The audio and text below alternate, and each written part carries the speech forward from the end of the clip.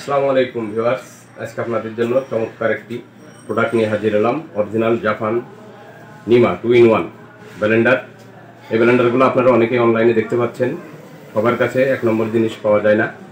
তা আপনাদের বাজেটের মধ্যে একদম সীমিত দামে আমাদের কাছ থেকে আপনারা অরিজিনাল প্রোডাক্টটি নিতে পারবেন। এতে ওয়াশ করার তেমন কোনো ঝামেলা নাই, খুব সহজেই এটা ওয়াশ করা যায়।